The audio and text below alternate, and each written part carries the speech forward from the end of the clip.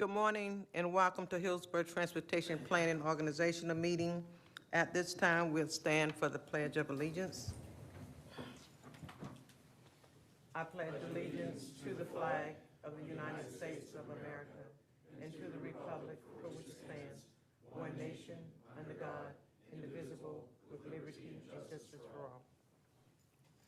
Roll call, please.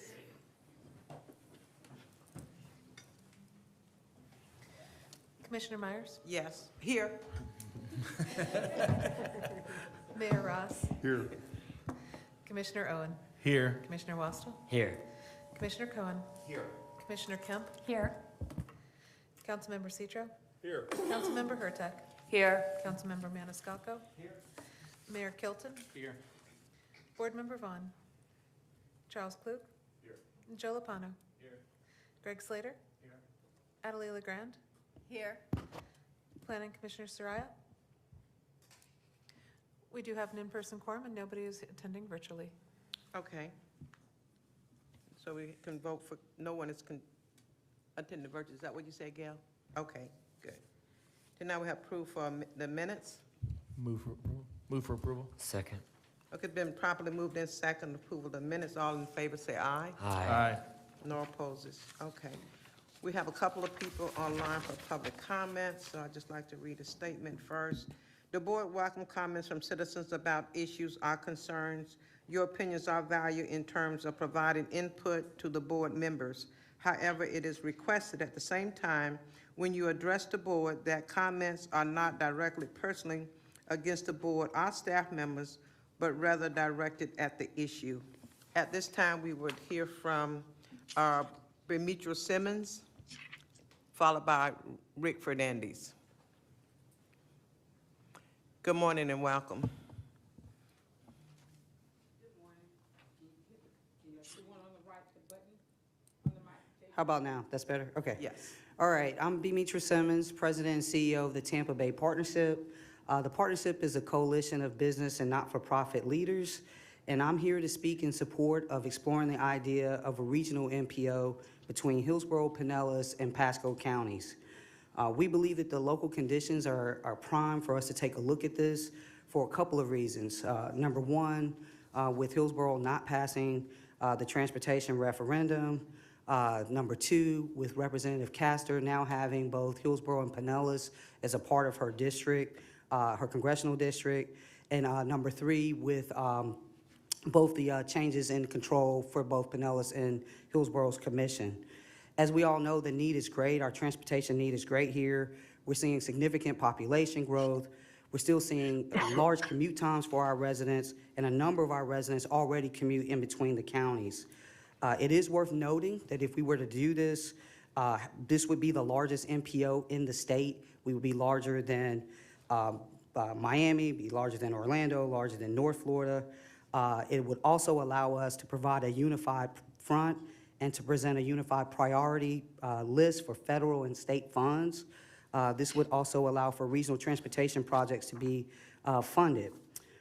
It is worth noting that FDOT recently completed an economic analysis that showed that for every dollar that's invested into Florida's transportation system, $5 is returned to the state economy. Currently, we have 3 different MPOs, and it's difficult to get consensus on projects, which means the funding is split and we can't ever agree on a unified project. We do see that when we work together, good things happen. Good evidence of that is the West Shore Interchange, where we were able to all advocate together and work for the good. So for these reasons, I encourage you guys to take a look at that. Thank you very much. And thank you. Rick Fernandez. Chair, my comments that would otherwise be public comment, I think are incorporated fairly well in the CAC report that I'll be giving in a few moments. So I'll defer on PC. Thank you so much. Then we'll move right into committee report. Rick, you're up again, followed by Davida Franklin. All right, thank you. Voice check, still hear me all right? Yes. Okay, thanks. Good morning, board and chair. Good morning. This is the CAC report for the meeting held March 1, 2023. Your CAC convened at 6 p.m. We adjourned at 8. We're maintaining our 2-hour meeting schedule, and it seems to be well received. As I did last meeting, I would like to extend an invitation to members of the TPO board to attend our meetings, at least 1 or 2 during the course of the year. Get to know us and help us to get to know you and understand how it is we do what we do. We'd certainly welcome you. And if you can't make it to the meeting in person, like you, we're on YouTube as well. So please feel free to pop some corn and watch us in your free time. We had 14 committee members in attendance on the first, 10 in the room, which supported our 7-member quorum requirement, and 4 attended virtually. We had 2 new members join us for this meeting, Jim Davison and Sherry Southwell. We welcome them and look forward to working with them. We had 1 action item corresponding with your agenda item 7 Alpha, I believe, a proposed TIP amendment. This is Hart Bus Stop capital improvements to be funded by a $5 million infusion of federal funds. The presentation was made to the CAC by TPO staff. There was no Hart representative present. TPO staff recommended approval of the amendment, and by a roll call vote of 8 yes and 6 no, the CAC recommended approval. I would not normally mention the roll call vote, except for the fact that by that vote, you may surmise that CAC members did express some concerns about the TIP amendments. First, it was requested that Hart staff actually come.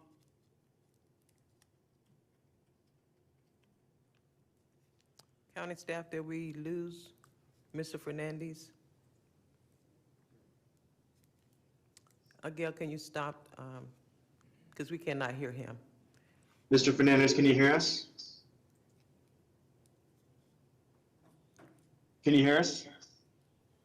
Okay, it seems like your audio is cut out. We cannot hear you right now. You may need to, oh, I think we just lost him.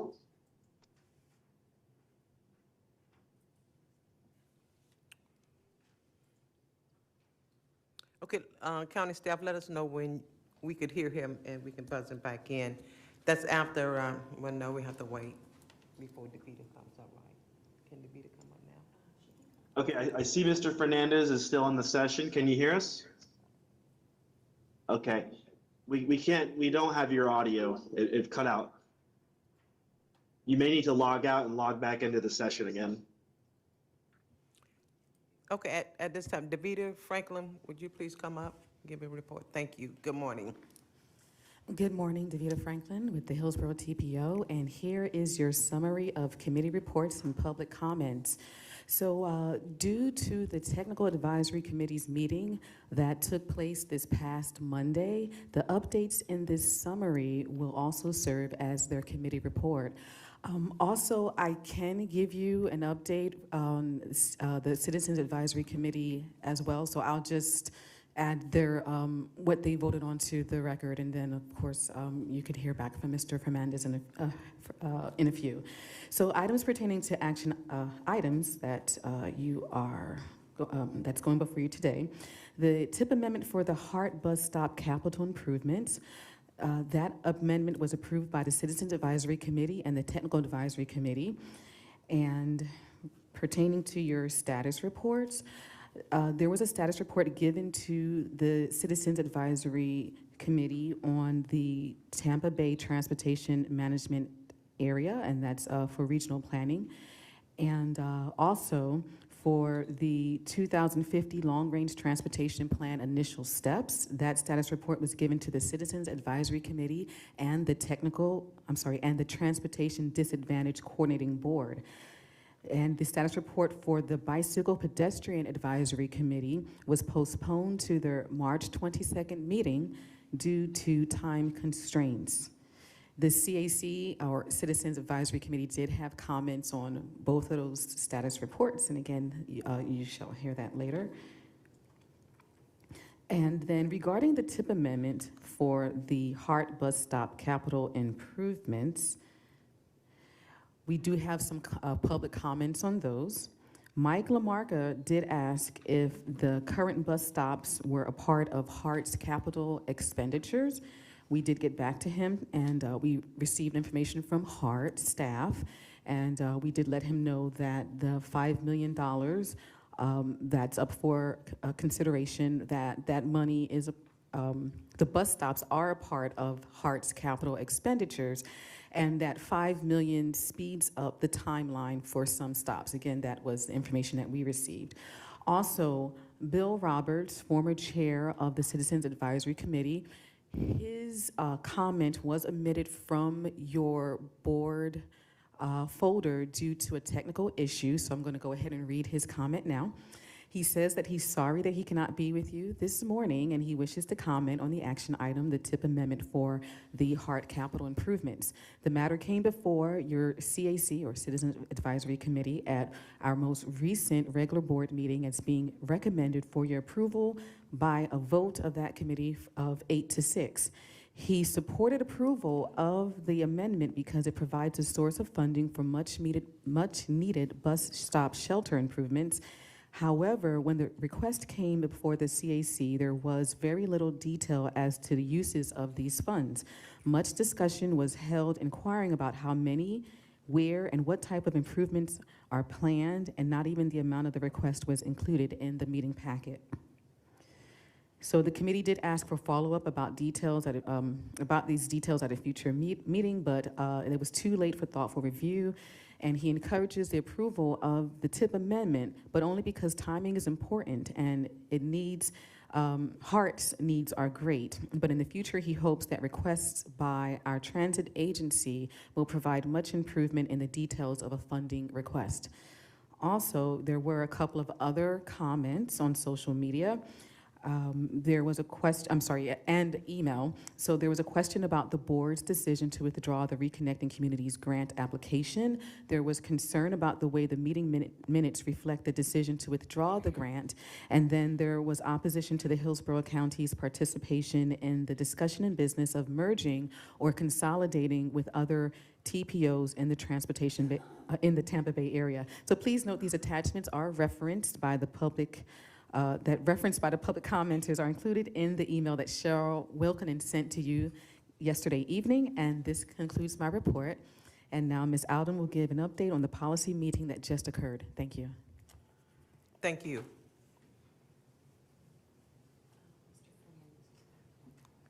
Okay, Rick, Mr. Fernandez, staff, can we hear him now? I'm here, if you can hear me. Okay.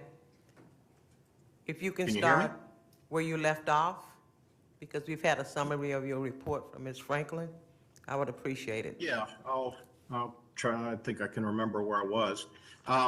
As you might surmise, by the 8-6 vote regarding the HART TIP amendment, there were members that expressed concern. I just heard the comment read from Bill Roberts. He captured the essence of a lot of that. It was requested that HART staff actually come to the CAC and provide responses to several questions and comments that could not be answered at the TPO or by the TPO staff. And I would note, and thankfully, that Johnny Wong did some follow-up on that and has submitted an email to the CAC addressing many of those questions, but I can't comment on how the CAC might respond to those because they weren't action items for us. And we have not addressed them yet as a committee. Maybe if you have any questions, Johnny could address them later.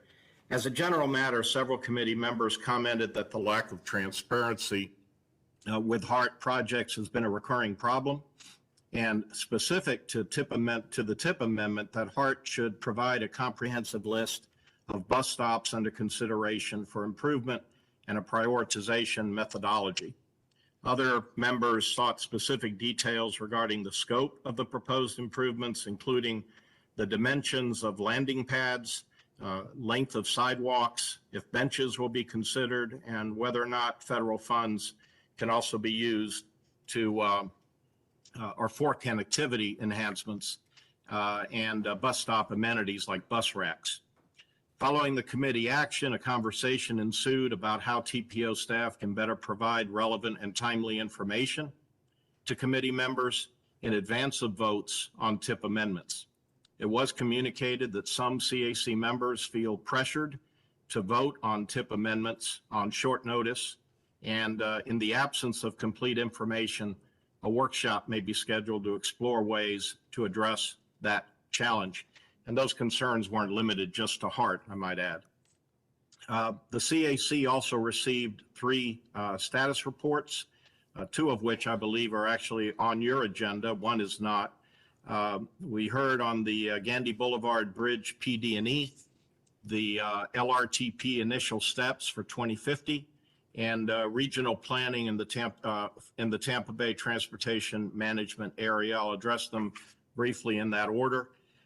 First, with regards to the PD&E on Gandy, there were several comments and expressions of concerns from committee members about the project purpose and need being justified primarily to address a forecasted deficiency in vehicle level of service as a standard.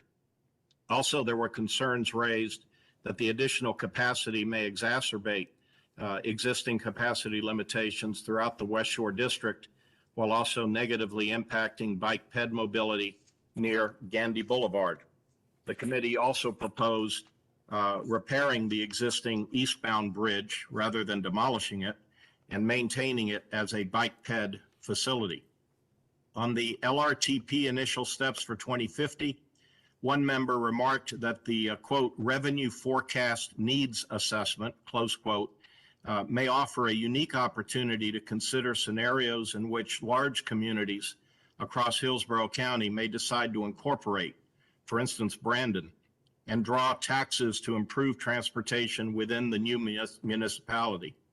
Another member emphasized the importance of developing realistic financial scenarios for funding the LRTP, specifically what percentage of each revenue source may be allocated to transportation improvements so that the plan does not promise more to the community than can be delivered. On the regional planning of the Tampa Bay Transportation Management area, as the meeting was running behind schedule, there was a very brief presentation on this topic. Members remarked that it is good to consider ways to improve regional planning, but it may be inconsequential as proposed legislation may target the Hillsborough MPO for a merger. Several others commented that they oppose any MPO merger, believing that larger government agencies rarely function more efficiently or effectively. One suggestion was made for the TMA governing board to consider a Senate-type model, which would have equal representation across all 3 counties. Another suggestion was offered to limit the scope of the TMA to only focus on transit in the region. Finally, it was asked if a regional merger would force unelected TPO board members to relinquish their seats. There was no answer to that question. A copy of these remarks has been provided to the secretary for inclusion in the record of this meeting and to aid in transcription. That'll end my report. If there are any questions, I'll try my best to field them. Thank you. And thank you. You need to leave? Okay, you good?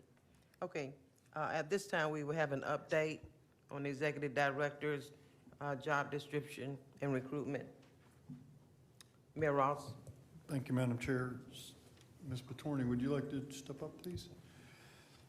So, as the chair of your policy committee, I was tasked, the policy committee was tasked with developing a proposed methodology to present to this board to identify and recruit a new executive director to replace Ms. Alden when she retires.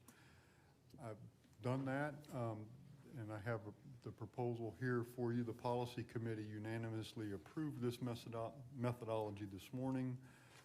We'll briefly walk you through that. There's one item that I need a little clarification for you. So after we walk through it, I'm going to have a question for you. I need some help with this. So, Ms. Patorni, would you like to briefly walk them through this? This is the product of meetings that I had with Ms. Alden, Ms. Betourney, and Melissa Zornita, the Executive Director of the Planning Commission also. So this is what we've come up with. Good morning, Megan Materney, TPO staff. So at this point, as a little background, for creating the job description, the beginning salary, as well as the qualifications, I surveyed different TPOs or MPOs throughout the state. Today in front of you, you have the draft of the timeline and the job description. We're seeking your approval, as well as looking for volunteers to serve with on the interview panel for the semifinalists.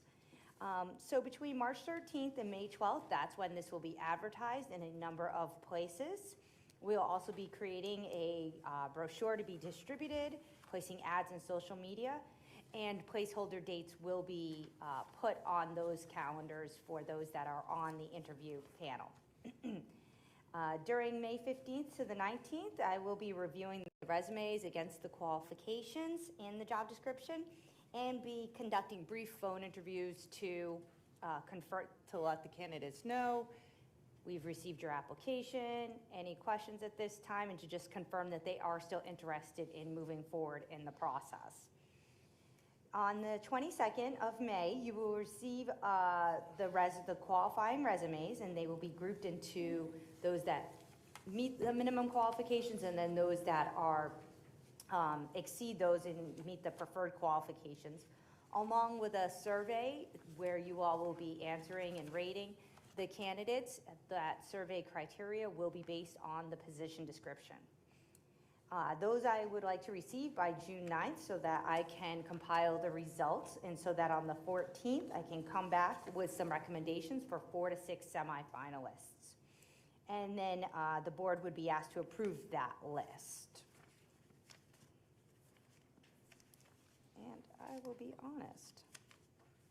I have the other sheet back at my thing. Do you mind just one moment?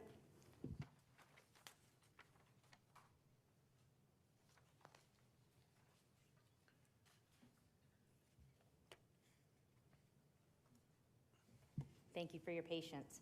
And then on the 19th to the 23rd, I'll be circulating a draft list of interview questions where you all can then add any that you're interested in, and then a final list will be sent out. We'll be conducting the interviews virtually, either between June 26th and June 30th, or July 10th to July 28th. Depending on how many candidates are selected to be semifinalists, it will take 4 to 6 hours. And typically, I will read the questions that have been determined ahead of time, but allow for follow-up, clarification, and other questions by the panel. Then on the 9th, we will discuss those interviews and then make a recommendation to the board for the 2 to 3 finalists to interview in person. Any other members of the panel will be asked to attend and participate. Between the 10th and the 25th, we'll be making travel arrangements, doing background checks, social media checks, and then on the 13th, at your regular meeting, the board will interview those finalists, vote on a ranking, and authorize the chair or vice chair to go ahead with negotiations such as salary, start date, etc. And then also the finalists will tour the office either the day ahead, after. We will work on that scheduling. The goal is to have someone starting mid to late October, so there will be some overlap with Beth Alden as she retires on the 3rd. So that is the draft of the timeline. And then you also do have the job description in front of you as well. So I'm happy to take any questions or. Thank you, Ms. Betourney. So the part that we need help with is this, and it's on the dates of the semifinalist interviews. And here's what we need, and I don't need an answer right this second, but we do need some volunteers to serve on this interview panel. Right now, the interview panel consists of myself, Commissioner Myers, and Executive Director Melissa Zornita. That's 3 of us, but we need an odd number of people and TPO board members. So everybody is welcome. We now have 4. And what we hope to do is, once we get everybody who is willing to volunteer, then we would like to coordinate some schedules, and instead of having these interview windows of possibly June 6th to June 30th and July 10th to June 28th, we'd like to nail that down and get some actual dates and times on the calendar. But it's difficult to do that until we can coordinate with who's going to be on the panel. So, okay, is that volunteering? Okay, Can I ask a question?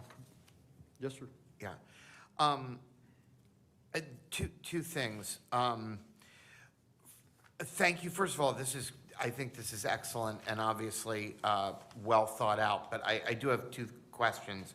The first is, the job description, the minimum qualifications are pretty specific. And are we confident that with qualifications that are this spelled out, we're going to get enough people to have a pool? That's a very good question, Commissioner, thank you. And so we had a lot of discussion about that, and actually broke and changed some of our initial thoughts between the minimum and the preferred, because we too had some concerns, and some of the items that are now under the preferred qualifications had been under the minimum qualifications. And so out of some of those same concerns, we've made them preferred. Yeah, so obviously you've given some thought to that issue and We tried to, you want to cast the net. I guess what I'm saying is, I think if you're going to err, cast the net a little larger, and it can be narrowed in when people are reviewing the And resumes. along those lines, you'll also notice that in the March 13th bullet, it talks about advertises the opening for up to 2 30-day periods. Got it. And so several people in HR, in the HR world, have taught me that it's very often the second time you cast the net that you find what you're really looking for, because a lot of people are hesitant to apply because they don't know if you have an internal candidate. But when they see you throw the net out a second time, They know They know that it's a that real they- opportunity. right, and so very often you get the best candidates. My second comment is, I think the calendar is good, but I think with this calendar, if somebody has kids in school, it might knock them out. If it's on, you might want to make it go a little faster so that somebody could start here in time for the school year if you had a relocation candidate. I mean, if they took it in October, it could be a deal breaker to start then. Well, it's interesting you say that, because at the policy committee meeting this morning, we had similar discussion, and the approach there was to try to get them onboarded earlier to increase the overlap of working Wow. with. So both of those priorities could be achieved if we could work on that. And Yeah. at the policy committee, the way we left it with Ms. Patorni was that we would try. I mean, as you can see, some of these are time slots where there may be an opportunity to compress something from 5 days to 3 or 3 days to 2, so we're going to go back and try to compress that. What I really would hate to do, though, is to hold this up, because now we're waiting a whole month. Oh, no, before we I get just to- was making the suggestion, Yeah, yeah. as you move forward with it, just, you Yeah, know. well, that's the second time for different reasons that proposal's been made, so I think we need. Well, whatever we approve here today, we ought to give you the flexibility to move faster if you're able to. Yeah, I think there's reason to try to do that, so. Mr. Secretary Gwynn? Just to build on Commissioner's comment on the minimum qualifications, I just wasn't sure. I'm not saying they're bad, but if, it does seem like you might limit it to, there may be folks at other state DOTs around the country, other than FDOT, who may be very well qualified, that you may want to take a look at. And there's also other regional planning type organizations around the country that might not be called an MPO, that somebody may look at and say, well, I may not want to apply because it's not technically an MPO. Or you may also find somebody who's been in the private sector for their entire career that's done a ton of work for MPOs that might be good candidates, and we all want to get a good candidate. I just thought if they have to have those two specific things, you may limit a lot of really good people, but it's just for input. Ms. Patorni, do you have any thoughts on that? I will let Ms. Alden speak to the FDOT and the MPO planning function experience. Ms. Holden? Sure. So the ways that MPOs and DOTs interact varies across the country, and that was why it was actually originally came to us as 5 years of experience at an MPO. Then we looked at, well, why don't we expand that to, or an FDOT planning function? But as I was just saying, so the way that FDOT planning experience would relate to MPO planning experience is going to be different in other states. That being said, we can always change it. You can ask the candidates about their qualifications.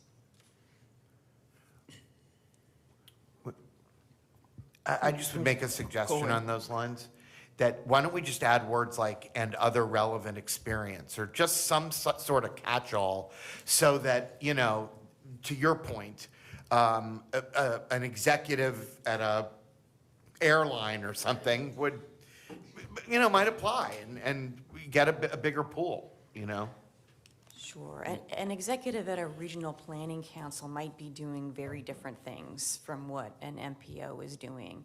So you want to be a little bit cautious about that, just because MPO planning it's very, very niche. There's just a lot of strings attached and hoops you have to jump through, and you're going to want to have somebody who has some familiarity with all of that. You do have a big caveat here on the position description that says a combination of education, training, and experience may be substituted at the TPO board's discretion. Ms. Holden, Okay. I'm sorry, Madam Chair. Okay, go ahead, and then I'll go to Joe, and then I think Commissioner maybe, Watson. I hear what everybody's saying, and I think this is a good idea. If there's not a downside to this that I'm missing, I think we can solve this with 2 words.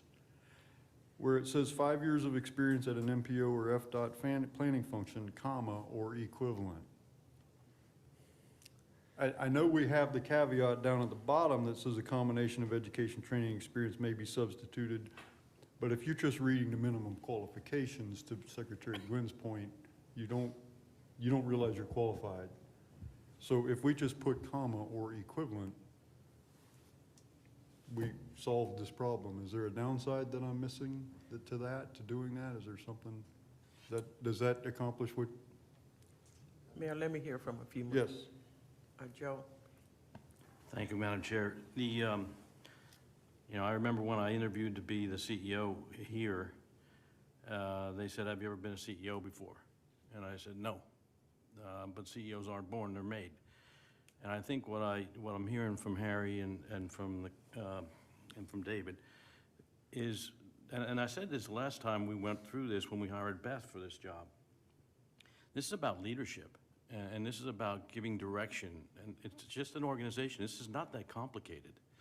And so to say I want someone who's run an MPO for 10 years, I think is very restrictive. And I don't think we'll get any airline executives, Commissioner, but I think you can find some pretty good leaders who come in here and see where we got to go.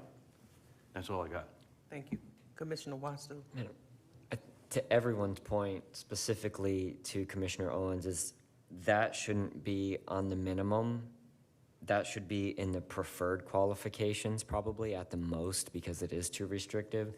And then the suggestions by Secretary Gwynn of a more broader scope, because you never want to hire someone that's 100% qualified, I think, which is more to Mr. Lopano's point. So, thank you. Any other comments? Okay, Mayor. Councilmember Hurtado? Yes, when it comes to people sitting on the the committee, I think it would be great to have a member or representative from the CAC as well. A member of the public, so.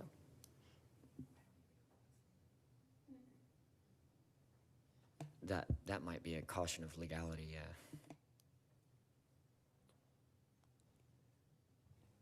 Well, the committee's going to have to operate in the sunshine, but what ultimately is going to be happening is there's going to be a final determination by this board, because under the agreement that this board has with the Planning Commission for staffing, the TPO board hires the staff director.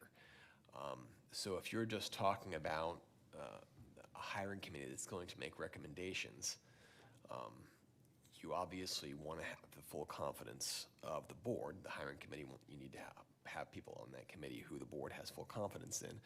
But in the end, they're just making a recommendation. In that way, they're going to function very much like your other standing committees.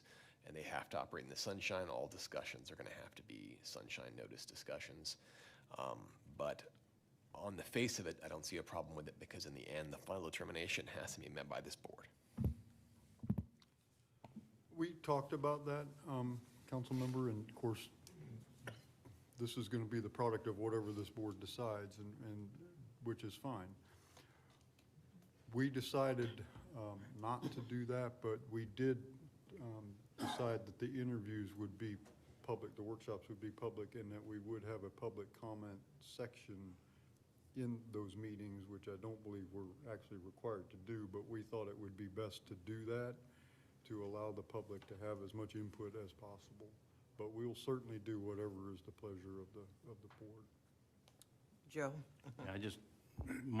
My 2 cents is that we have advisory committees that are specialists in the Citizens Advisory Committee. We have a technical committee. We have other committees. I don't see any reason to bleed those people into the board's responsibility. It's our responsibility to hire, and that's where it should lie. Any other comments? So I'm not sure, I've got a couple of procedural questions, because this is on the consent agenda, and we've, I think, made some changes, but with the changes, we need to, I think that's going to have to be included in a motion. I'm not sure we can lump this all in the consent agenda, and I'm not real sure I know what the final outcome of the minimum qualifications suggestions were. So that's going to have to be crafted into a motion.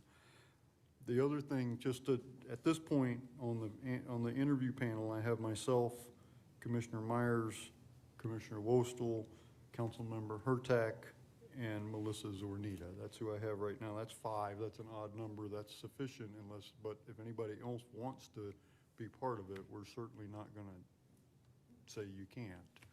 So we have 5, which is good. So, all right, unless there's any questions for me, I'm done.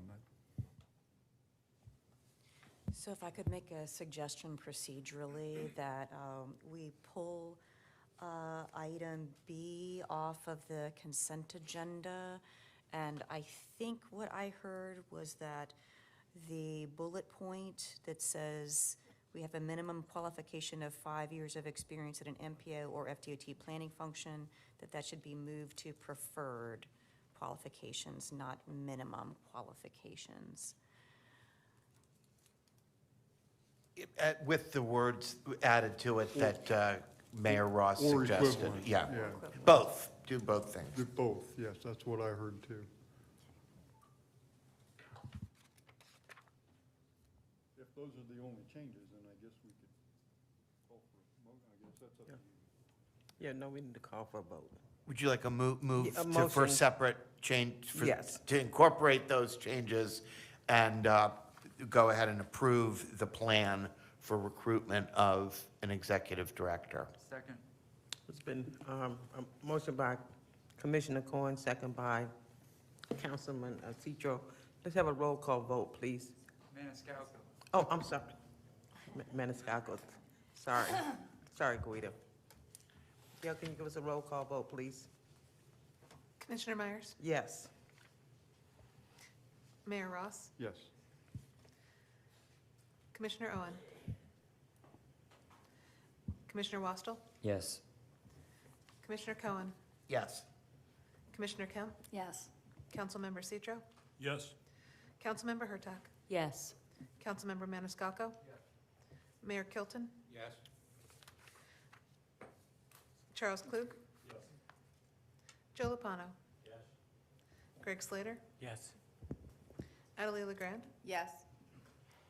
Planning Commissioner Soraya. Yes. The motion passes 14-0. Thank you. And I just want to state for the record, Commissioner Owen had to leave for another meeting.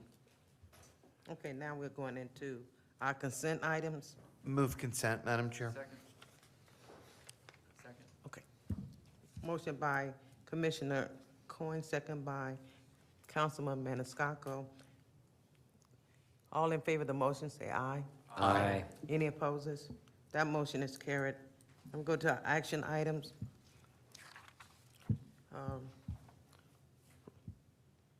The tip with Roger.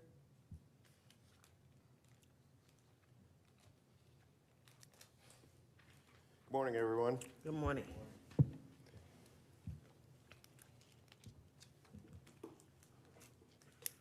Okay. I'm Roger Matthew. I'm TPO staff. Today I'm presenting an overview of the new tip amendment for the Hart Bus Stop capital improvements. Next slide. For the project summary, this is being requested by FDOT to add $5 million in new federal funds for Hart to improve bus stops that are not ADA compliant and which have also been identified in the agency's Hart Bus Stop study. ADA refers to the Americans with Disabilities Act and is meant to ensure the persons with disabilities have equal opportunity to use the public transportation network. Many of the bus stops across Hillsborough County do not meet the standards for accessibility. So with the $5 million, Hart expects to design and construct 50 to 60 bus stops out of the 390 that need improvement. There's roughly $3 million for that. Purchase and install 40 shelters of the 580 remaining. We have $1 million for that. And start new bus stop technology, and $1 million there. Next slide, please. So here we're showing an example of the bus stops on the left that are not ADA compliant. The pictures on the right show what has been completed to bring the stop into compliance. These improvements could include accessible ramps, sidewalks, landing pads for passengers to wait, and covered shelters to protect from the weather. Each bus stop will have different needs, so the picture shown here just to give an example of what could be included. Next slide, please. This slide here, we're showing the additional funds for fiscal year 23. Next slide. And as part of our public engagement activities in February, we published a newsletter describing the amendments. We published information flyers on social media, published a webpage, and posted signs on the ground at the locations of the affected projects. And next slide. So today we're recommending that you approve the TIP amendment for fiscal year 23, the Hart Bus Stop capital improvements. We also brought this to the CAC, which passed 8-6. There were several questions that were asked by the CAC members. Johnny provided an email to Mr. Fernandez of some of those answers. And we brought this also to the TAC, which passed unanimously. And that's all I have for you today. And be happy to take any questions. Yes. No questions, Councilman. just some comments. Thank you, ma'am. You know, so many people have asked me over the years about bus stop improvements, and they think it's a city council thing, but as we see here, it's coming through our TPO.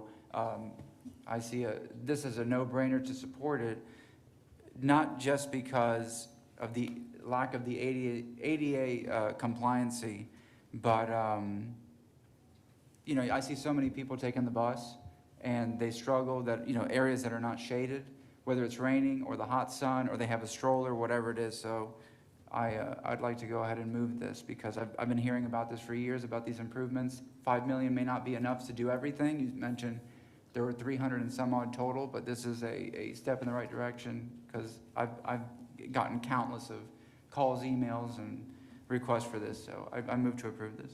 Second. Okay. Thank you. Councilman Citro. I'm sorry, I had my mic on. Okay. Commissioner Kemp.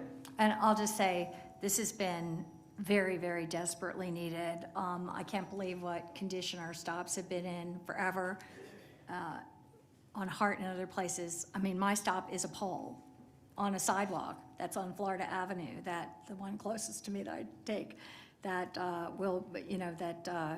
traffic is speeding past and has this much, and has a little wall from a business that you can sit on maybe. And so many places have, we have desperately needed improvement, and I'm really pleased that we have focused on that and that we're doing that as well. I know Hart has changed the cleaning of the stops, which has, it's more aggressive, there's more people doing it, has really taken to working very much on that. And I know for myself, I'd seen many stops, and they were apparently already cleaning 3 times a day, and still it got in those conditions. So this is huge for us in terms of accommodating people through ADA, but also just in terms of a shade, a seat, pouring out rain, the heat. I mean, it's been way, way, way overdue. So I'm really pleased that we're focusing on this, and we're going to get a great deal of it done. Okay. Councilman Maniscalco. Thank you for allowing me another opportunity. My question is, do we have a list of the first projects that will be slated, or can we put in specific requests before any construction begins? We do have a Hart representative here today, if you would like to answer that question. Dwayne?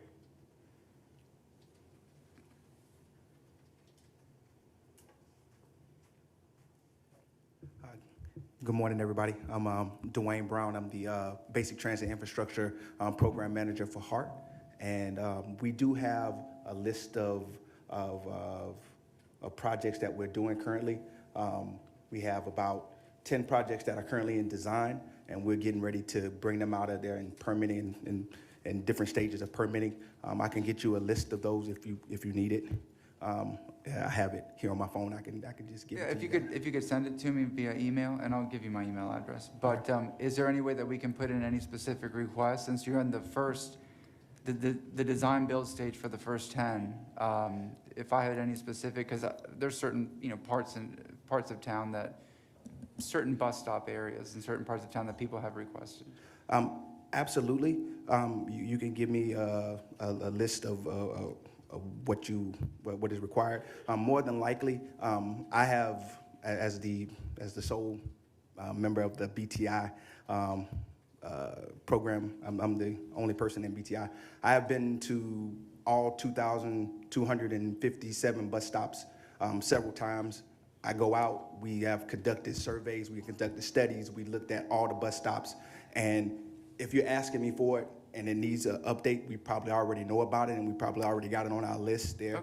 Okay. We try, our priority is first to make sure that the bus stops are safe, and then we want to, because the bus stop can be in compliance, but not necessarily safe. So we want to make sure that the bus stops are safe, and then we want to make sure that we are accommodating our community and those who need to ride it. So if you send me the list, more than likely I already have it. Okay. Scheduled to be. And this is the first $5 million, which only covers X amount. When would we expect more funding down the road? Is it going to be next year's budget, next year, or is it going to be who knows when? So we have a BTI budget every year that has dollars that goes towards the way the program is broken out into we have funding for design, and then we have funding for acquisition of shelters, and then we have funding for construction. And so we have funding that comes in that allows us to do those separate things. But the program itself is like all of those things are kind of linked up together. So I do design, and then I do construction, and everything kind of just flows in with that. Okay, thank you very much. You're welcome. Ms. LeGrand. Yes, thank you for the opportunity, and thank you, Dwayne, for your presentation today. Just to give a little more context, so we do prioritize, as Mr. Brown stated, based on the safety of the location as well as ADA compliance. So if you can send us a list, but we're going to make sure that we bring up all of our bus stops to be ADA compliant. That's one of our priorities. And then there are other priority elements that we have to look at. So I just wanted to make sure everyone was aware of that. In addition, we do have a 5-year capital plan. And in our 5-year capital plan, we have funding every year toward this program. As you can imagine, it's an ongoing program because as stops and shelters age, then we have to make the changes. So we have several shelters that have passed their useful life. That's a technical term, but it's just, they're outdated and we really need to get them out of the system. And then we have those locations where we see that there's an uptick in ridership. And at the same time, there's some locations where the bus stops will no longer be stops. So that's all of the balancing act that he and his team, which he leads, works on. So we'll be looking at this $5 million to really help us to continue moving forward. Thank you, Commissioner Kemp. And I just want to add, and I think this is to memory, this is $5 million that I want to thank our Congresswoman Castor for, because she has focused on this and brought it to our area specifically for our bus stop needs, which were really desperate needs. And so I want to make sure that we thank her, but also I think overall wasn't there an evaluation at heart, and I think Ms. LeGrand could confirm this, actually to kind of just get our bus stops currently as they stand up to a standard that we would want. I think it's more like, this is $5 million, but it's $30 million or something more around that range. So that would, it's going to take a lot. It's going to take a lot more investment, a lot more focus, but I was actually just thinking about in West Tampa when I first got onto the HART board 6 years ago and went to a forum that they had there. Hardly anybody attended. I don't think it was well noticed or anything. And they had a set questionnaire that people could answer. It didn't ask for any opportunities of what to say or a space where they could say whatever they wanted. And this woman was begging for a decent bus stop in town and country. And these are by the way, our biggest, our highest ridership routes that have poles, nothing. So we have a real desperate need here. Thank you, Commissioner Kemp, and I just conclude District 3. I represent District 3, and we welcome all of the improvements with the buses that will be coming, particularly ADA. Thank you so much. Now, Gail, can we have a roll call vote, please? We have a motion by Councilman Maniscalco, second by Commissioner Kemp. Roll call, please. Commissioner Myers? Yes. Mayor Ross? Yes. Commissioner Wastel? Yes. Commissioner Cohen? Yes. Commissioner Kemp? Yes. Councilmember Citro? Yes. Councilmember Hurtak? Yes. Councilmember Maniscalco? Yes. Mayor Kilton? Yes. Charles Klug? Yes. Joe Lupano? Yes. Greg Slater? Yes. Adelie LeGrand? Yes. Planning Commissioner Soraya? Yes. The motion passes 14-0. Thank you. Now, Megan. Thank you very much. Thank you.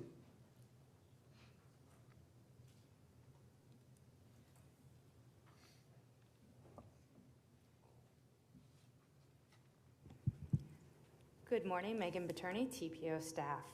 I will be presenting on the general planning consultants. So the TPO, next slide please. The TPO has long used consultants and had these contracts so that specialized and technical work may be done. These tasks are based off of the UPWP. Following a statewide review of the consultant contracts, FHWA and FDOT directed many of the MPOs, including Hillsborough, to update their contracts to comply with recent federal law. So as a result, we went back out and had to re-procure, so to speak. The new consultants' contracts will run through June 30th of 2025. And again, they will be assigned from the UPWP. Next slide, please.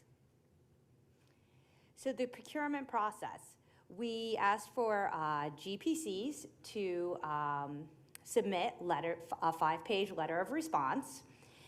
We advertised in the Florida Administrative Registrar, and we ran this through January 9th through February 6th of 2023.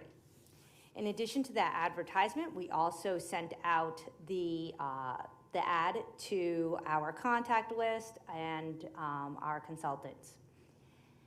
So we received 16 letters of response, and so TPO staff from each of the staff teams reviewed those letters of response that were received.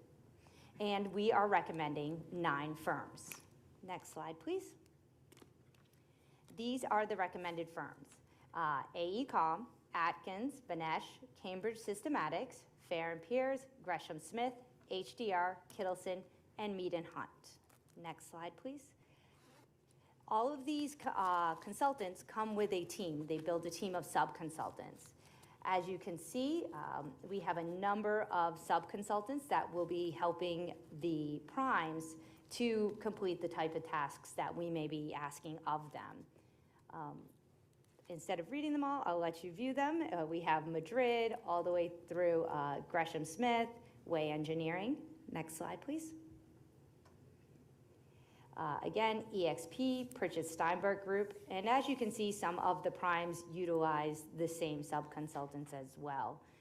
National Data and Surveying Services, CTS Engineering. Next slide. Urban Planning Innovations, Kimley Horn and Associates, Stantec. Next slide. Again, we still have quite a group. We have Adams Traffic, Crawford, Murphy and Tilley, Vistra. Next slide, please. So the next steps is to have you authorize staff to negotiate a contract with each of our recommended 9 firms. And the goal will be to have those negotiated contracts to come back in front of you for approval either at the May 10th or the June 14th meetings. Any questions?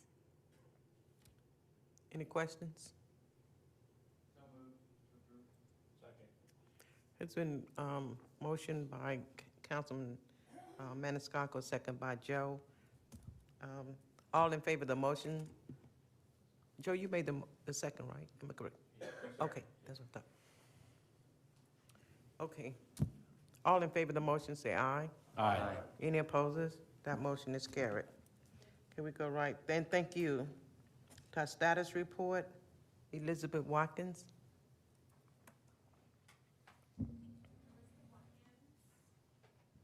TPO staff. And the presentation we have for you today is regional planning in the Tampa Bay Transportation Management Area. And as you'll recall from the last meeting, the reason this is on your agenda today is because at the upcoming March 24th Transportation Management Area Leadership Group, one of the agenda items will be initial discussion of merging the Pasco, Pinellas, Hillsborough MPOs. So the purpose of this presentation is to present information about regional planning today and then what a regional MPO might look like in the future. Next slide, please. So this is a map in orange and in red. That's the Tampa-St. Pete urbanized area. And that designation is really important because US DOT, in cooperation with governors and local agencies, designate MPOs to serve these urban areas. And within federal statute, it allows for areas that are complex and have the size that warrant it to have multiple MPOs serve this urbanized area. Next slide, please. So this just zooms out a little bit so you can see the 8-county area and the other urbanized areas that are growing. So maybe one thing that you'll notice is many of these urbanized areas are growing together. In fact, our Tampa-St. Pete urbanized area directly abuts Polk, just at the county line.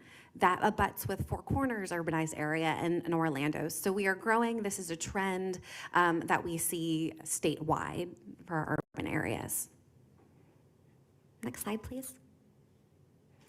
So a bit about regional transportation planning. We have a long history in Tampa, in the Tampa area, way back to 1992 with the creation of the Tampa Bay Area Joint Chairman's Committee. And that's gone through a couple iterations over the years, but in its current form, it's the Suncoast Transportation Planning Alliance. And what the alliance is representatives from the 6 counties, so that would be Hillsborough, Pinellas, Pasco, Hernando, Polk, and Manatee, come together and discuss regional transportation planning issues. Next slide, please. In terms of the structure of the alliance, a subcommittee of the alliance is a Transportation Management Area Leadership Group. That is the 3 MPOs locally and have local representatives that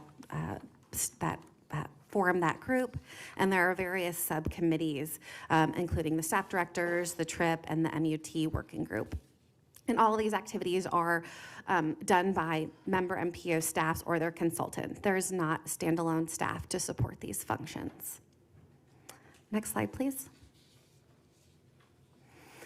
So the Alliance carries out a various number of activities, one of which is the maintenance of a regional multi-use trails network.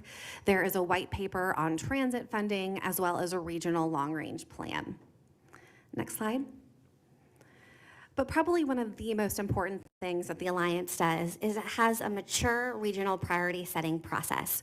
So annually, the Alliance and the TMA Leadership Group come together and put together a list around projects where there is shared support across all of the counties.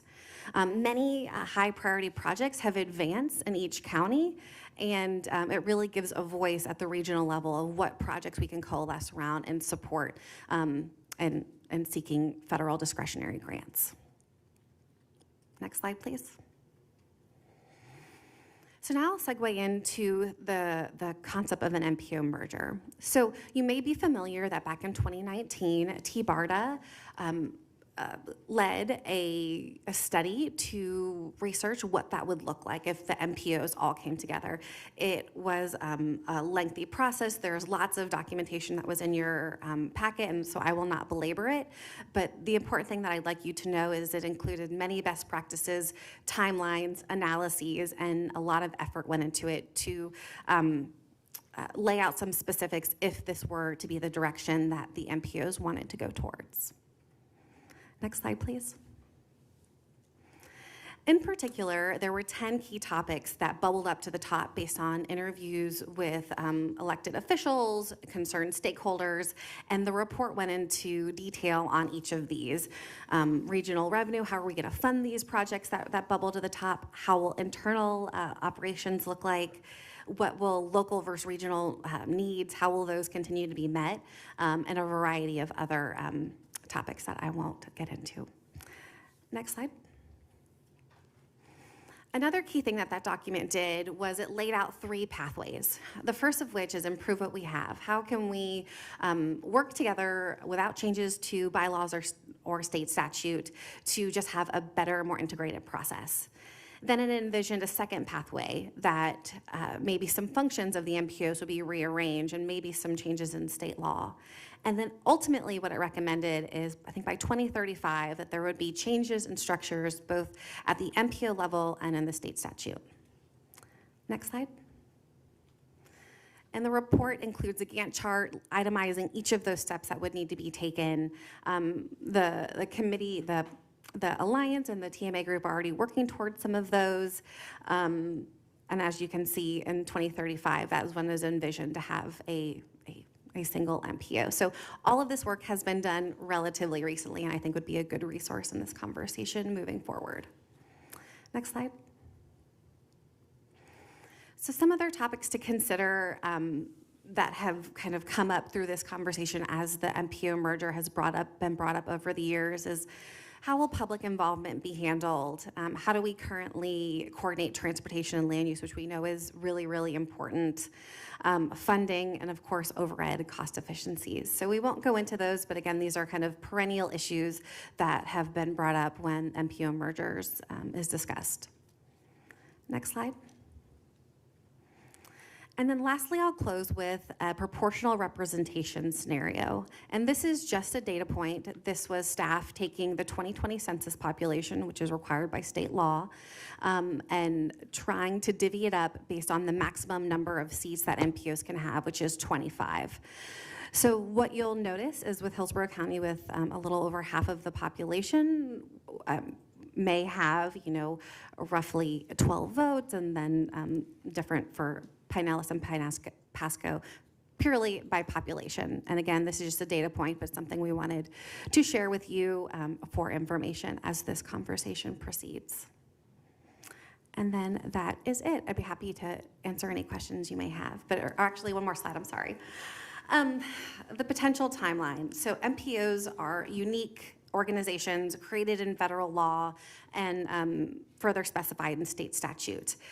We see, even if everyone were on the same page tomorrow to go towards a regional MPO, there are multiple steps that would need to be taken to ensure that that flow of federal transportation funding is not impacted.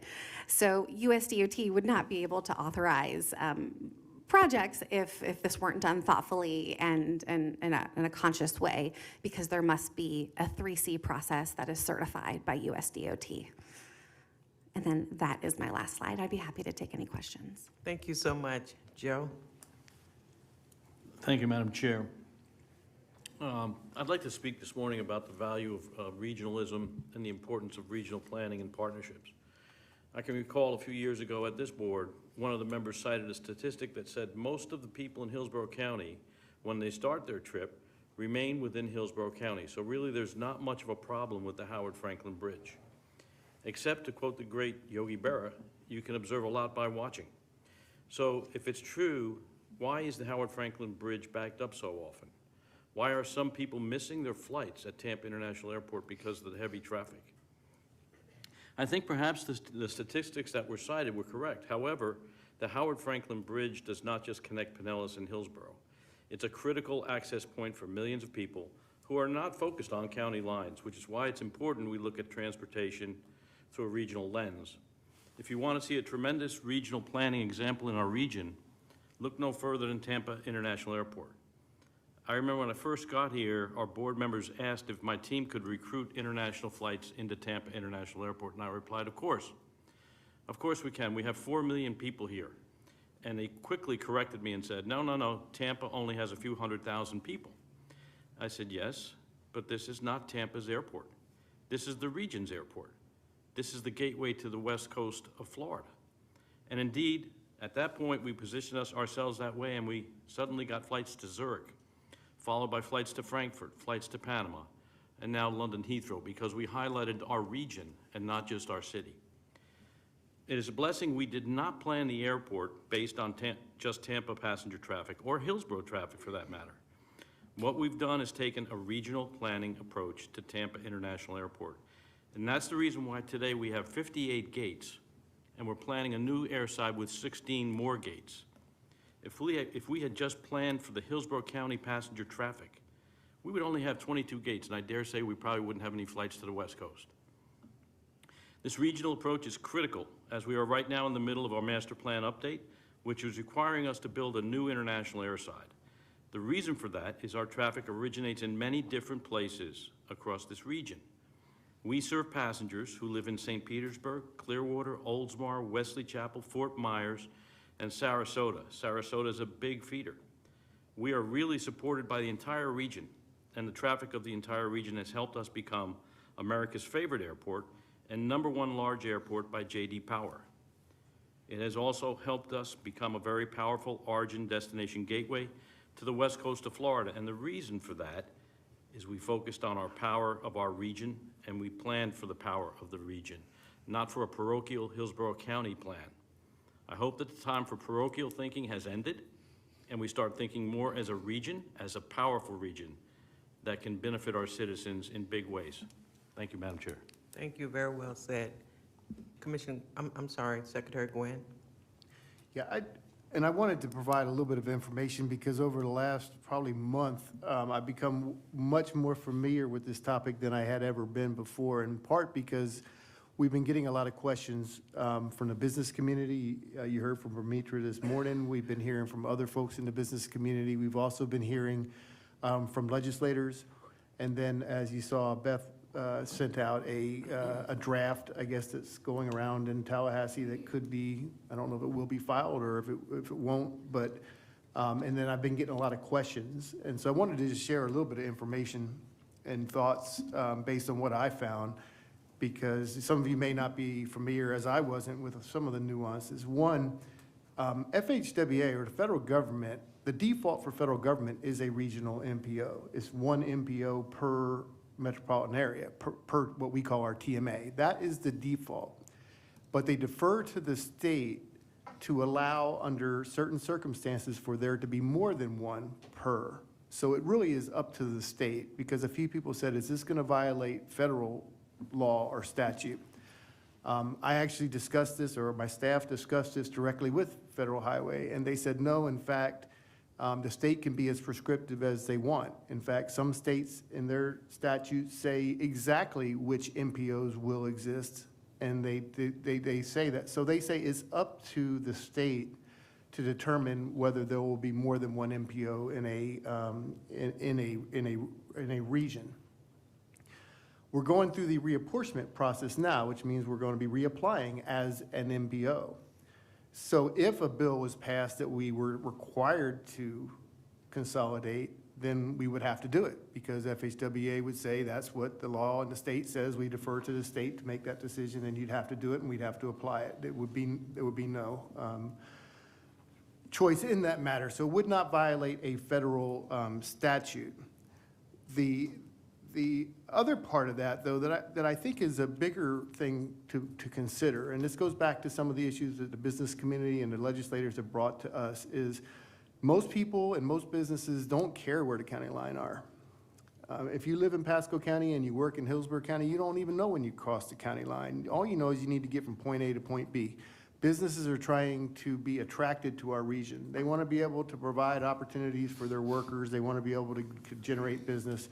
And they look at not what can I do in Hillsborough County, what can I do in Pasco County, what can I do in Pinellas County, what can I do in the Tampa Bay region? And so my goal has always been to try and bring as much discretionary funding to our region as I can. And I say I, it's not me, but when we are going and trying to get money from the state government, most of our work program money is discretionary, SIS funding, other funding that is based on a lot of things, but one of them is, how loud are you, quite honestly?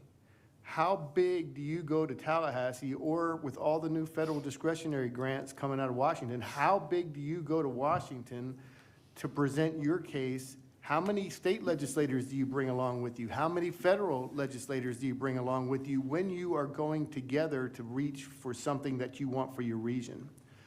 I just this past Monday went up to Tallahassee to present to the Florida Transportation Commission on our 5-year work program.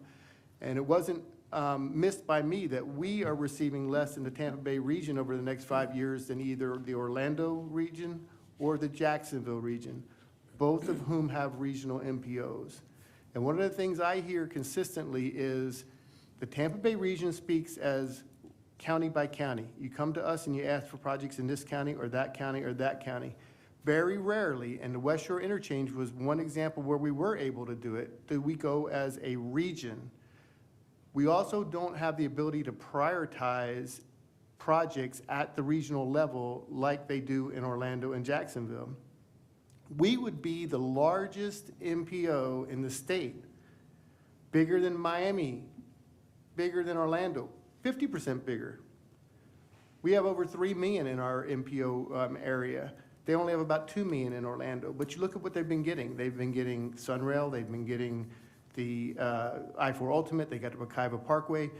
They're getting all kinds of projects because they are able to coalesce as a region. The leadership comes together. The MPO is a catalyst for that, and they go and they are very successful. So I would say from FDOT's standpoint, we would say we think that a regional 3-county MPO would be a really good thing. I know that there are others who will disagree, but I'd say some people thought of it as, are we trying to penalize somebody or diminish somebody's ability to get things done? I think you got to look at it as we're expanding the pie for everybody. we would be able, I think, to bring so much more funding to our region, which is why I think the business community is looking at it. Why they're saying, if we can get more infrastructure improvements in our area, Bimitra mentioned it, $5 for every dollar you invest into our economy.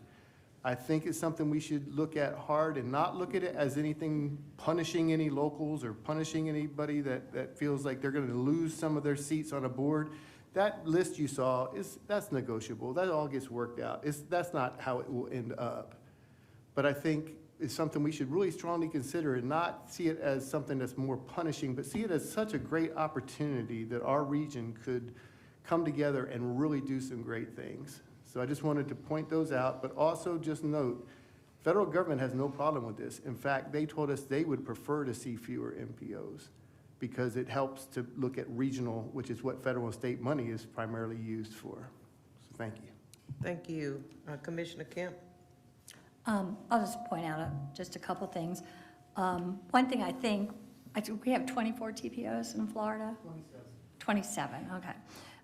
And you named 2 that were regional, one being Orlando, Orange County, which has Osceola and Seminole with it, which were all part of it when it was formed in 1980. The other one you mentioned is Duval, but it's just Duval County, correct? Okay, so it's got a few other counties in it, okay. And that was originally formed that way. Microphone, Secretary Quinn. So, yeah, there's actually others. In North Florida, there's one that actually is in both Florida and Alabama, believe it or not. And there's Sarasota Manatee is one. You've got, other ones around the state that have multiple jurisdictions in it. Which makes sense when there's a single focus city. Just in terms of Florida, one thing about us is that everything is so big. Hillsborough County is larger than 12 different states in population, 1.5 million people. Despite the fact that Miami-Dade is the biggest in the state, I'm not sure that necessarily being big is the thing that gets you the power as much as having the legislators in the right places at the right times. That seems to be the bigger issue. Despite that, though, I know that, Jacksonville area has had a tax in place since the 1980s for transit and has been able to leverage that. And that's helped them a lot with their money since the 70s is when we put money to Tri-Rail that we've never ended, and now Sunrail in Orlando. Those are the state investments and operations for transit, which is what, I'm always looking at. But I know that as far as the other, Miami-Dade, even though it would make all the sense in the world since their transportation is like a landing strip between the 3 counties, but Miami-Dade and Broward and Palm Beach all have their own population. I would hope that with the population distribution being what it is here, Hillsborough County, 1.5 million and growing. Pinellas at 950,000 basically, and it's been there since 1995 with very little growth. And Pasco we know is growing and has lots of opportunities to grow. But since we are the center of all this, it would definitely be that I would believe that the TPO, if it were merged, would have to be housed here at Hillsborough County. In fact, in this building, I think would make definitely the most sense. Our populations are quite different between the 3 counties in terms of Hillsborough County is younger and more diverse than the entire state of Florida. Pinellas and Pasco counties' populations are older and wider, so they're different in terms of what they're necessarily where they're leading in with transportation. I've heard the promise of money forever as something that brings benefits to this. I've just never seen it demonstrated in terms of, T-BARTA, that was the original conception. All of these, I think more if we had a a tax, a local resource, in terms of the transit, that, you know, that we can leverage. That has been the thing across the country, but across here in Florida. So that's just my thoughts on it. Thank you. Charles? Yes, thank you, Chairman. So I just want to support Mr. Lompano and echo what Secretary Quinn's statements. Port Tampa Bay, we changed our name to Port Tampa Bay to show that regional approach. We're a regional port. Even though our district is all of Hillsborough County, we have this wide economic impact across West Central Florida. Over 85,000 jobs, over $7.2 billion economic impact. Most of that is not in Hillsborough County. It's outside of Hillsborough County. And so we try to do whatever we can to support a regional transportation. And we need to make sure that, you know, freight coming through our port can get to Pasco and Pinellas and Polk counties, the regions. A lot of our workers, a lot of our employees live in Pinellas and Pasco, not just in Hillsborough or Tampa. And so regionalism is very important to us. And having said that, I'd like to say that we support any type of efforts to try to improve transportation in the region, if that means a regional MPO. We like to look at that, like to study it and see the feasibility of it, see what the composition is for the, you know, the board. You know, we don't want to be left off the board, but we like to see what that composition would be and what's the pros and cons of having a regional MPO. So we'd like to explore that possibility. Thank you. Councilman Citro. Thank you very much, Madam Chair. At the risk of sounding redundant, City of Tampa's population changes, doubles every day from 7 a.m. to 7 p.m. And I understand the business community wanting to see a regional to bring more people into Tampa. But the people that are most affected by transportation within this region are the citizens of Tampa. The other counties will need Tampa and Hillsborough County more than Tampa will need them. Again, we're talking business dollars. But Tampa will be the most affected by any MPO, whether it be Hillsborough County MPO or a regional MPO. I don't want to see Tampa's dollars, not board members, dollars lost in the shuffle. No offense to FDOT, but it seems the only plans for Tampa is road building. There's more options. And the people living outside of Tampa and Hillsborough County will be using these roads to get to the sporting events, to the airport, to the attractions, to the arts. And again, the people that are going to be most affected are the citizens of Tampa. Thank you, Madam Chair. Thank you. Commissioner Cohen. Thank you. This has been discussed for some time, and my guess is that it's not going to be here that the decision is made on whether or not this is the road that we go down. This is probably going to be made, I think, at the state level. I do think, though, that we should face a couple of tough realities. One is that after many years of attempting to find a funding source for transportation, it still eludes us. And the second is that, and I've been on this board for a long time, and it pains me to say this, I don't think that the model that we have has been successful. I think it's not because we don't have good and well-meaning board members, it's not because we don't have an engaged public, and it's not because we don't have excellent, really, really good staff. It's because something about the way that funding and decision-making is structured in this state has left this region continually behind in terms of getting our fair share. We never been able to move toward having a real true transit alternative. And we just get more and more crowded and more unsafe as time goes on. And whatever we do, I think we have to change. I think we have to look at doing things differently because the model that we've had has not gotten us to where we need to go. And I just think it's really good that we're going to have the discussion and sort of lay it all out there and figure out what the best model is. So, I'm not exactly sure where this goes today. I know we're getting an update on it. I know that there's this bill that's been introduced in the legislature, but I don't know that I understand that there's anything actually for this board to do. It's more just sort of that we need to be aware that this is all happening. Is that accurate, Madam Chair? Yes. Okay, so that's all I have to say. Thank you. Adelaide? It's Mr. Slater. Oh, okay, great. Sharing a mic. Great, thank you. First, just a few kind of thoughts, and then a little bit from my perspective here in Florida and my perspective throughout my career. First, I think we should really be cautious about tying too much into a study that ended in 2019, because the region is very, very different than it was when that was being studied. So just kind of open to that. We, as part of our operations, look at the growth in the region a lot. We just frankly just took a pretty fresh look at it, and what we saw were really 3 growth areas that stood out.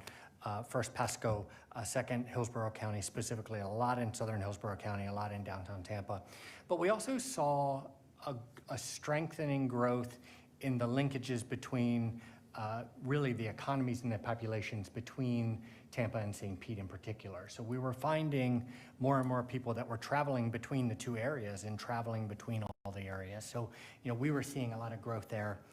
If you look at just anecdotally, the last project that we did at Deal was the Salmon West Extension.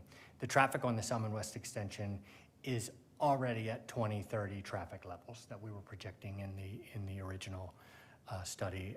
We have broken our daily usage record 5 times in the last month. And last week was we had 1.5 million travelers on the Leroy Salmon Expressway, which was the highest week that we had ever seen in the history of the roadway. But when I lean back a little bit on kind of my experience throughout my career, this is the 7th MPO that I've worked with. If I go through them, I'll go through them a little bit. The Baltimore Metropolitan Council was 5 counties and 1 city, very regional. TPB, which is the capital region, which was 2 states, the District of Columbia and the surrounding counties. They were all kind of working as a region. I had one that was WMAPCO, 2 states, 2 counties, 1 city. HEPMO, which was 2 states, 2 counties, 1 city. I have more experience with multiple state and multiple county MPOs, but I have worked with ones that are very similar to this one. I worked with one in the lower part of Maryland that was in Salisbury, 1 county, 1 city, very centric. And then I've worked with ones that really didn't have an urban center. It was just 2 counties that had a lot of population that worked together. But if you look nationally across the country at MPOs, TPOs, about half of them are structured like the way we are, and about half of them are more regional with multiple counties and multiple populations. But if you look specifically at the last merger of TPOs or MPOs, the last one that I'm aware of was in 2019 in the Rio Grande Valley of Texas, where they took 3 MPOs and merged them together. And it took many years to do, and it took a lot of thoughtful conversation to do. But the 2 goals behind that were to, 1, strengthen the region and the regional voice, but 2, to create greater funding opportunities. Not that it was going to bring greater fund, but create greater funding opportunities. If you have those pools of money together, sometimes when you have smaller pools of money, it's hard to even talk about the really big things, because the implications of them. So, just trying to offer a little bit of the perspective here on kind of where we are and the issues that are being grappled with nationally as our population changes. But this is not an issue that it's exclusive to us. It's just a tough conversation in this region as we're growing and changing. Thank you. Commissioner Wasta. Thank you, Madam Chair. It does sound like we're putting the cart before the horse here, to Commissioner Cohen's point. And it does sound like, while I have severe cautions about joining any county-related dollars and funds across to other government organizations, that The state's money and the federal money is just that, and they don't think in localities. They do think largely as a bigger whole. And it sounds like an opportunity for the specific municipalities that all have reasonable concerns to benefit from this, and that this is an opportunity for more friends rather than more enemies. So that's all I have to say. Thank you. Thank you. Councilwoman Hurtak. Thank you. I think it's interesting because it seems just by even like a quick breakout that we would have less representation for the smaller cities and probably less dollars for South County. And that's not even my area. But that would be the first thing I would think, that we would actually end up as a county really losing out for expanding lanes for a highway. Which is basically what I see happening here. It's very interesting because 10 of us on this board are elected, and we have to answer to both businesses and residents. And the folks who are representing their transit, their agencies have they don't ever have to answer to the public in terms of residents. They're not concerned with the everyday issues that we have to be concerned with. So my thing would be, we have to focus more on the people and the residents. Business is very important. How we get folks through here, very important. But really the residents here feel like they're being ignored. They just see more highway widening. And to the point, I mean, we have more people on the roads, and it's because we don't offer any other opportunities. All we do is try to build our way out. All we're doing is expanding lanes, and guess what? Before those lanes are even finished, they'll be at capacity again because we don't offer any other options. And that's just the way it's going to keep going and keep going because, I mean, just look at Houston. It's exactly what's happening there. We're going to be no different because we're not listening to the people. So I'm interested in listening, but I'm also really concerned that Hillsborough County is going to lose out on funding for roadways and road projects in areas that aren't the focus of business routes. I'm concerned for South County folks. I'm concerned about getting South County folks into the city to do their jobs. And I'm not even a county commissioner. But really, I would love to consider this more if we were talking about actual transit. But I've heard nothing today that talks about that. And that's really what our issue is right now, trying to get the folks who live further out in the county into the city to do their jobs. Thank you. Thank you. Mayor Ross? Thank you, Madam Chair. I would hope that my colleagues on this board know by now that when I come here, I don't just represent the residents of Temple Terrace, that I represent the whole county, the residents of the county, even though they don't all get to vote for me. I hope that my actions here have made that apparent. So I'd like to comment on this in just terms of pragmatic reality of what is, not what we wish was or wish we could hope we could create or what, but just the way things are really where we are.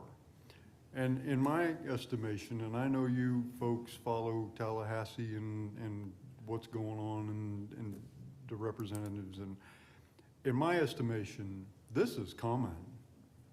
This is just gonna come. Now, if this bill doesn't pass this year, maybe it'll be next year, but this is coming.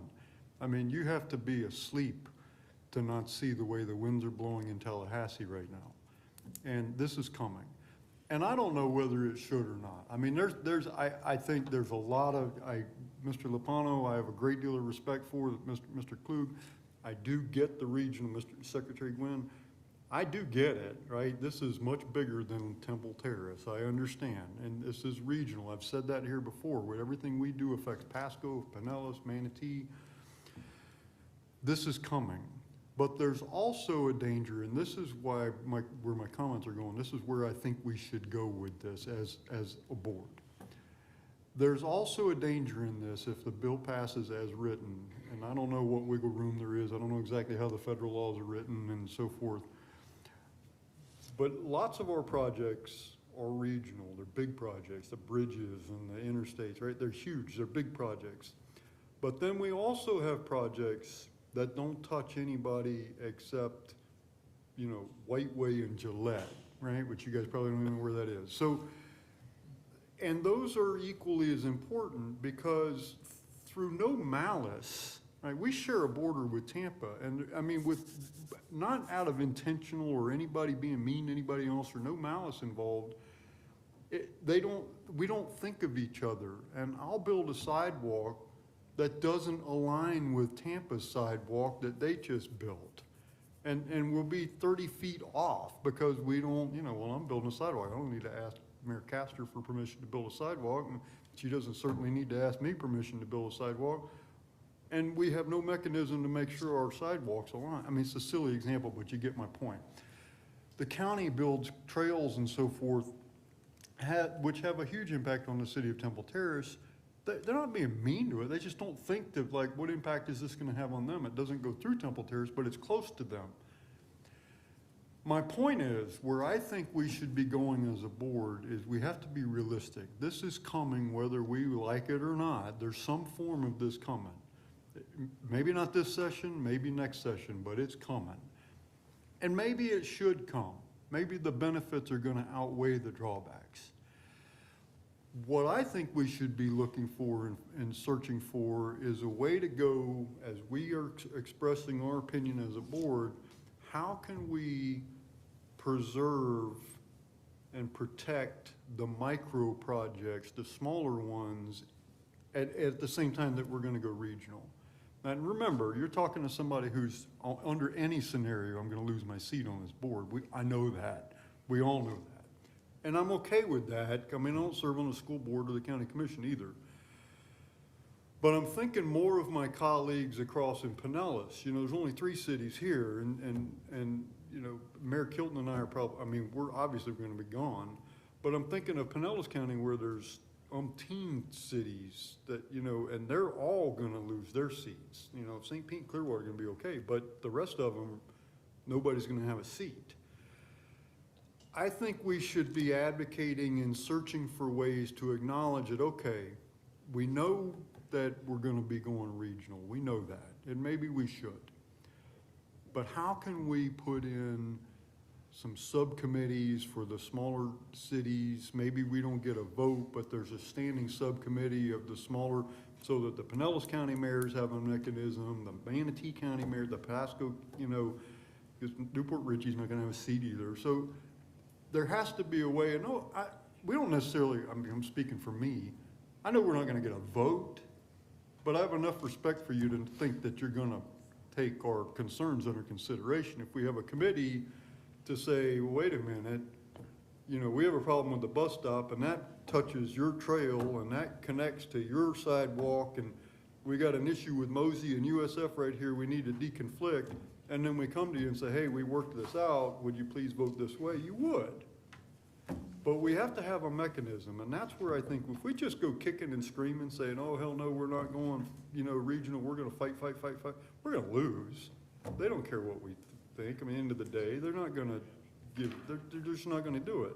It's better to go in there and say, look, we acknowledge that this is probably happening, but help us and put some safeguards to protect Plant City, to protect Temple Terrace and Beller Bluffs and all those beaches. So that's what I think.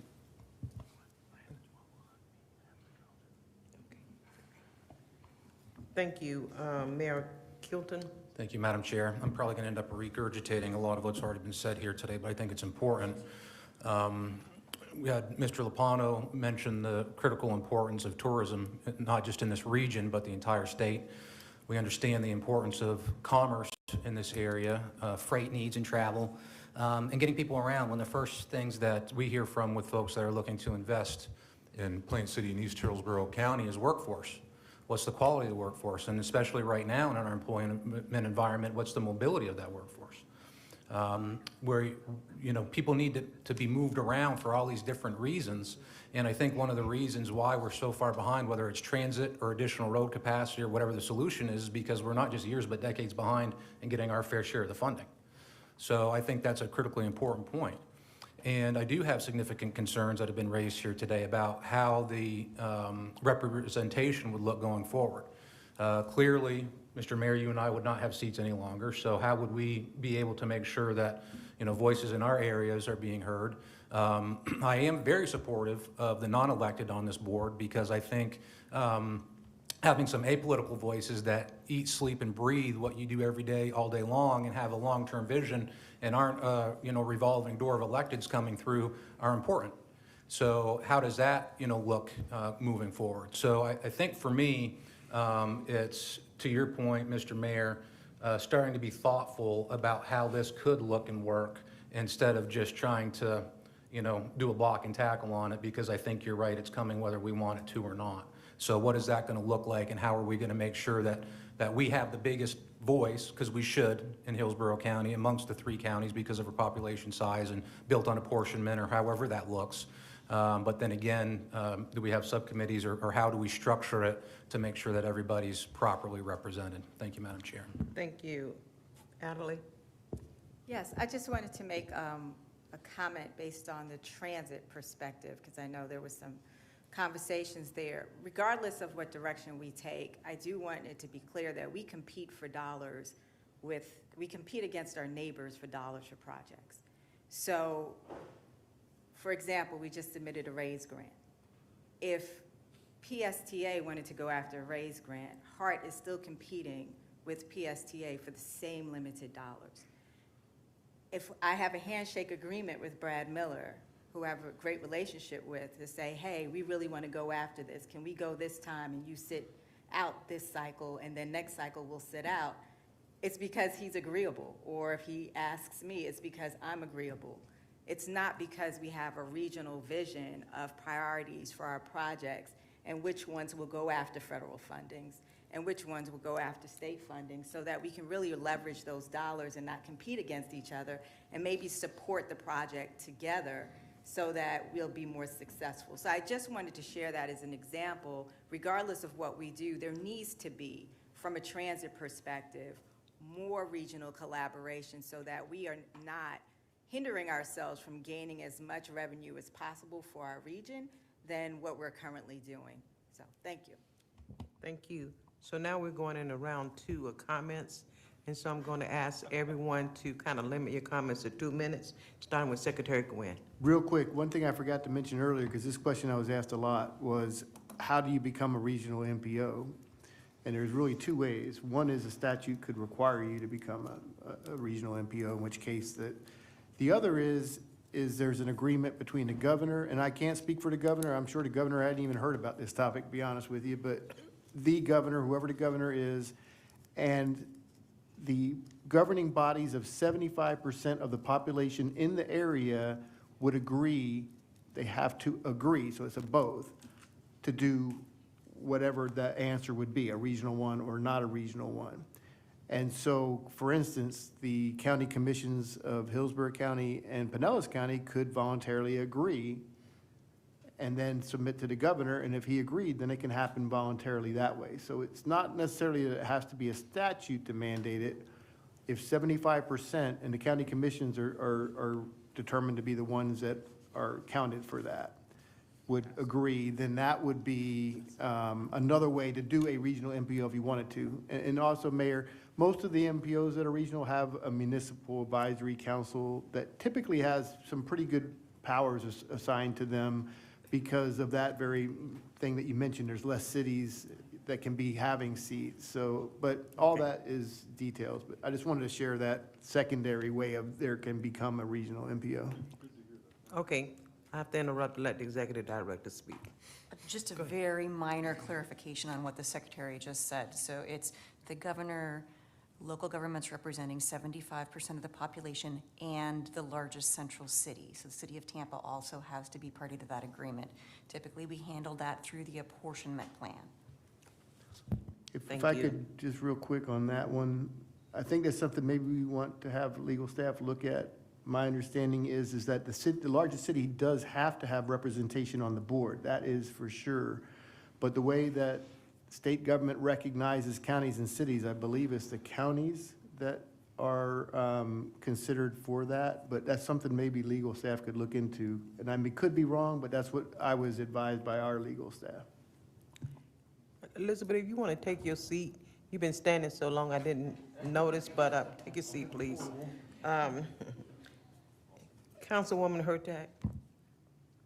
Thank you. I tend to agree with this board. I think it's coming. And I want to clarify what I said earlier.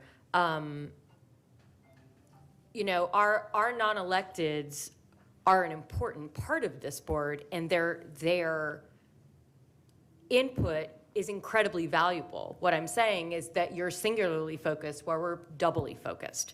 And that's what makes it very interesting.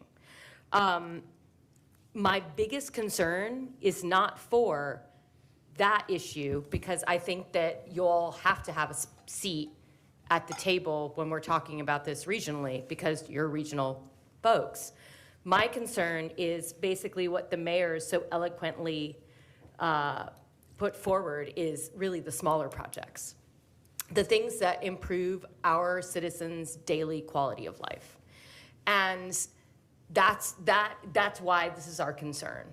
And right now, I don't see it out of the TPO, or right now, I'm not seeing it as a focus. So if we expand it, that's my concern, is that we're going to even have less focus on the quality of life issues. So I think that's where we have a little bit of a disconnect that I would love for our non-electeds to work with us on different ways we can really prioritize each of our individual folks, just their neighborhood needs. And that's, I think, what we are really, really focused on when looking at this overarching, yes, we need to improve our regional transit. We have more freight. It needs to get out there. So much is happening here. But the citizens who've been here, who've suffered through it all, I say suffered, but who've grown and dealt with it all, they feel like they're being left behind. And that's the main issue that I wanted to bring out. But I agree, it's coming. And so I'm glad we're having these conversations now to make sure that folks aren't afraid in the future of what this comes. I want everyone to understand that our electeds are focused on their small priorities, and I want to figure out how we can connect with our non-elected partners to make sure that we all can focus on our individual, our small project priorities, particularly, I think, in South County areas. So thank you. Thank you. Commissioner Kemp. Thank you. And I don't know whether, and those were well put. And I think we're actually so big and cover such a big area now. And that might be what you were saying, that we don't have that ability or don't even have that focus now. And I'm not sure I know you characterize them as small projects as well as Mayor Ross, but they're many of them, even in counting, like route service on Hillsborough Avenue is not any small project. In fact, it's the largest route or the largest routes in the entire region go on Florida, Nebraska, Hillsborough Avenues with more ridership than ever. And so, again, while, I don't know what a regional MPO does about more flights to Vienna, but I can tell you that I think what we need to really be focused on and what the need is more is how do we, fund more frequent service on our Hillsborough Avenue route. So the regional MPO, I don't know if the focus on flights to Vienna, but I really don't have any confidence that there will be a focus on more regional investment more investment in the transportation, transit that we desperately need here just in Hillsborough County. And we're talking about big projects, not small projects. So I think that it's just really important. And to Ms. LeGrand's point about, the region, we do have to work that out, but it doesn't change a thing to make it regional. It doesn't make it that these projects will be worked out any better. As we know, there wasn't regional support for our number one priority, and should be number one for the entire region in terms of transportation, which is the operations center in Hillsborough County, which is desperate. And they didn't even have to it wasn't even asking them for a contribution or anything. And we were roundly defeated 6-3, because that's how we're not represented proportionally on our TMA, it was a smack in the face, truly, to just have that be treated that way by our TMA. So I don't think that a regional MPO necessarily addresses that in any way that is not being addressed now, and there'll still be those same issues. It doesn't do anything to that. But again, I'm not confident at all that it will, might get more flights to Vienna, whatever, but I'm not confident at all that it will handle the desperate needs that we have here that are really big needs. Thank you. Councilman Citro. Thank you very much, Madam Chair. Thank you, Mr. Mayor, for your points. They are well taken. Commissioner Kemp, thank you very much. I was going to bring up the TMA and also the Tampa Bay Regional Planning. I'm a board member of both. But Tampa and Hillsborough County don't get much love from those regional.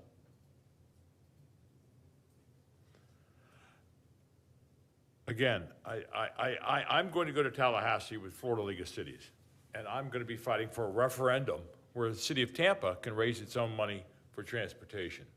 It's needed. Hillsborough County, we know, didn't want the offer transportation. Whether it be school board, whether it be HART, whether it be any entity that the citizens of Tampa are not happy with, who gets the first phone call? City of Tampa.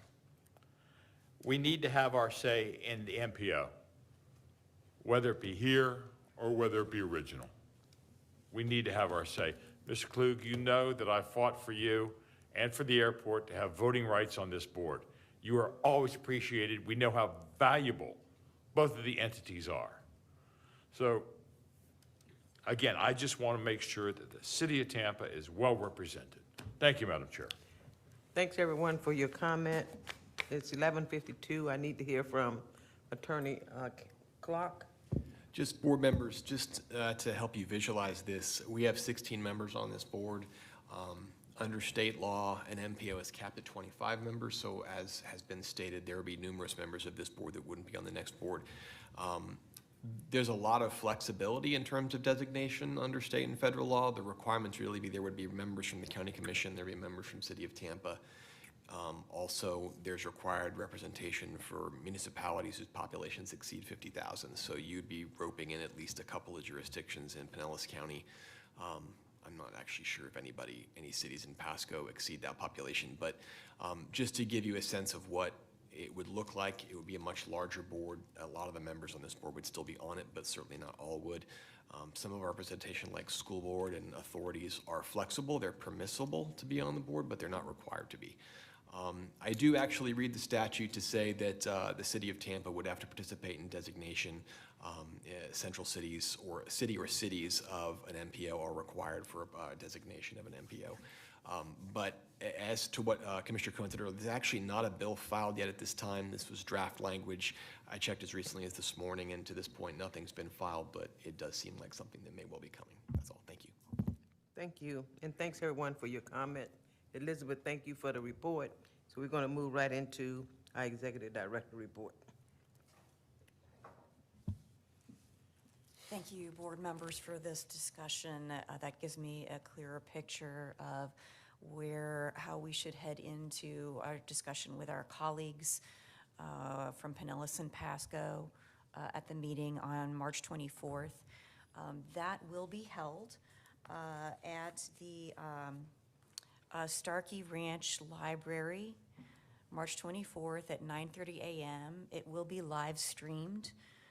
We will post a link to that up on our website on the calendar page so that anyone who can't attend in person can view it. However, I have been informed by Pasco MPO, which is hosting this meeting, that they won't be able to accommodate virtual participation by board members. So they are looking for in-person participation from board members at this meeting. We will come back next month with an update on where we are with the long-range transportation plan. So setting the stage for our update to the year 2050. So one of the things I know that you all are very interested in is funding for transportation improvements, and that is one of our initial steps, forecasting out the value of the revenue streams that are currently available here in Hillsborough County, forecasting that value from 2029 up through 2050, which is basically the non-programmed funds. So we'll be talking about that next month. We'll be talking about the growth forecasts and looking at where population and job growth is anticipated over the next few decades. That will then be followed by needs assessments and cost estimates for those needs. And then probably after you have a new executive director, you'll be doing more of a deeper dive into priorities for using the available resources and matching those up with the needs.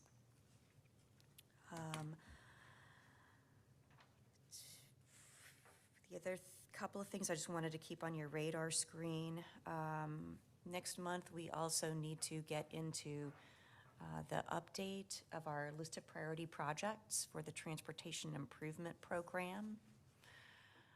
So I would like to set aside our policy committee meeting time, if that's all right with you, next month to look at the candidates, the projects that have been submitted by all of the local governments, and start talking about what is the order of magnitude level of funding through federal grant sources and what state funding is typically available.